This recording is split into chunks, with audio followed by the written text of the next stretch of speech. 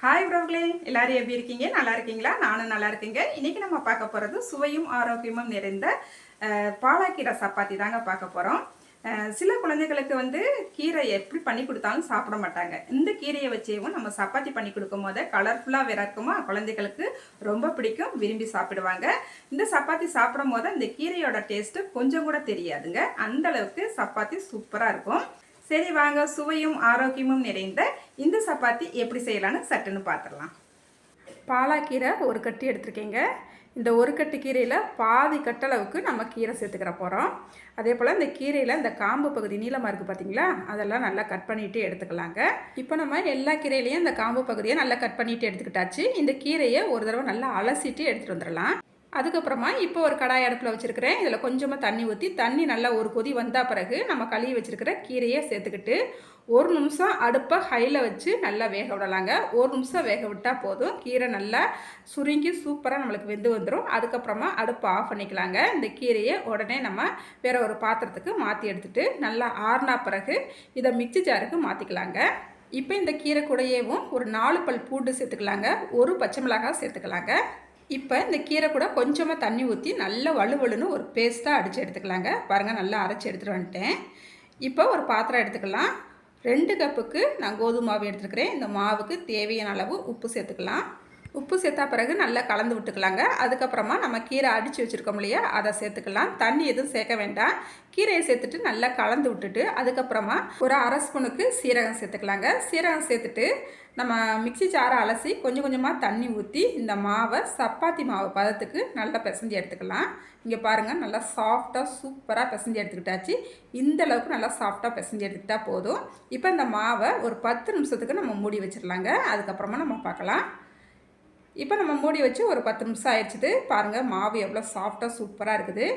இப்போ இந்த மாவில் நம்ம உருண்டைகள் போட்டு எடுத்துக்கலாம். நான் இன்றைக்கி எடுத்துக்கிட்ட இந்த மாவுக்கு எனக்கு ஒரு 10 சப்பாத்தி வந்ததுங்க. இப்போ நம்ம அந்த மாவுகளை நல்லா உருண்டை போட்டு எடுத்துக்கிட்டாச்சு. அடுத்து கொஞ்சமாக கோதுமை மாவு எடுத்துருக்கிறேன். ஒரு கப்பில் எண்ணெய் எடுத்து வச்சுருக்கிறேங்க. இப்போ நம்ம ஒவ்வொரு உருண்டைகளையாக தேய்ச்சி எடுத்துக்கலாங்க. அதுக்கு முன்னாடி கொஞ்சமாக கோதுமை மாவு தூவி விட்டுக்கலாம். பாருங்கள், இப்போ இந்த உருண்டையை நல்லா விரித்து எடுத்துக்கலாங்க. ஈஸியாக நம்மளுக்கு விரிக்கிறதுக்கு ரொம்ப பூவாக சூப்பராக மாவு சாஃப்டாக இருக்கிறதுனால விரிக்கிறதுக்குமே ஈஸியாக வந்துடும். இப்போ விரிச்சா பிறகு மேலாப்பில் லைட்டாக எண்ணெய் தடவி விட்டுக்கலாம். அதுக்கப்புறமா இப்போ பாதி அளவு மட்டும் இப்படி மடக்கி விட்டுக்கலாம். அதுக்கப்புறமா அது மேலேயும் லைட்டாக எண்ணெய் தடவி விட்டுட்டு மறுபாதியும் மடக்கி விட்டுட்டு அதுக்கு மேலே லைட்டாக எண்ணெய் தடவி விட்டுட்டு இந்த சைடு பாதி இந்த சைடு பாதி நல்லா மடித்து விட்டுக்கலாங்க. அதுக்கப்புறமா மறுபடியும் கோதுமை மாவு லைட்டாக தூவி விட்டுட்டு நல்லா விரித்து எடுத்துக்கலாங்க. இங்கே பாருங்கள், ரொம்ப மெல்லிசாவும் வேண்டாம், ரொம்ப மொந்தையாகவும் வேண்டாம், மீடியமாக நல்லா விரித்து எடுத்துக்கிட்டாச்சு. இப்போ நம்ம சப்பாத்தி போட்டு எடுத்துக்கலாம். இப்போ நம்ம ஒரு தோசைக்கல் அடுப்பில் வச்சுக்கிட்டாச்சு. நம்ம சப்பாத்திக்கு விரித்து வச்சுக்கிற மாவை உள்ளே சேர்த்துக்கிட்டாச்சு. சேர்த்துட்டு நல்லா ஒன் சைடு திருப்பி திருப்பி போட்டுட்டு அதுக்கப்புறமா நம்ம எண்ணெய் தடவி விட்டுக்கலாங்க. எண்ணெய் தடவி விட்டுட்டு நம்ம திருப்பி திருப்பி போடணும். ஒரு செகண்ட் ஒருக்க நம்ம திருப்பி திருப்பி போடணும். இங்கே பாருங்கள், நல்லா புஷ்ஷுன்னு சூப்பராக எலும்பி வருது பாருங்கள். அடுப்பை சிம்மில் வச்சுக்கிட்டேவும் இந்த சப்பாத்தியை நல்லா சுட்டி எடுத்துக்கிறணும். நல்லா 2 பக்கமும் நல்லா திருப்பி திருப்பி போடணுங்க. திருப்பி போட்டு நல்லா வெந்த பிறகு நம்ம இந்த சப்பாத்தியை எடுத்துக்கலாம். இது போல் எல்லா சப்பாத்தியும் நான் சுட்டு எடுத்துக்கிறேங்க. இப்போ நம்மளுக்கு சூப்பராக சப்பாத்தி சுட சுட ரெடி ஆயிடுச்சுங்க. சப்பாத்திக்கு நம்ம இன்றைக்கி தேங்காய் சட்னியோடு தான் சாப்பிட போகிறோம். டேஸ்ட்டு பார்த்துட்றேன் எப்படி இருக்குன்ட்டு.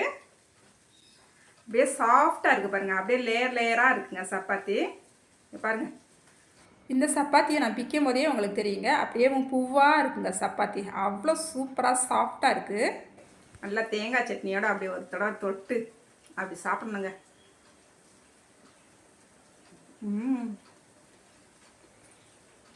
சூப்பராக இருக்குங்க, டேஸ்ட்டு செம்மையாக இருக்குது. இந்த சப்பாத்தியில் நம்ம கீரை சேர்த்ததே தெரியல. இந்த கீரையோட ஃப்ளேவர் கொஞ்சம் கூட வரல. நார்மலாக நம்ம எப்பயும் சாப்பிட்ற சப்பாத்தி மாதிரியே தான் இருக்குது. ரொம்பவே டேஸ்ட்டாக இருக்குங்க. சுவையும் ஆரோக்கியமும் நிறைந்த இந்த பாலக்கீரை சப்பாத்தியை நீங்களும் ஒரு முறை ட்ரை பண்ணி பாருங்கள். ட்ரை பண்ணிவிட்டு எப்படி இருந்துச்சுன்னு மறக்காமல் கமெண்ட்டில் சொல்லுங்கள். இந்த வீடியோவுக்கு ஒரு லைக் பண்ணிவிடுங்க. அடுத்த ஒரு வீடியோவில் பார்க்கலாங்க. பாய்.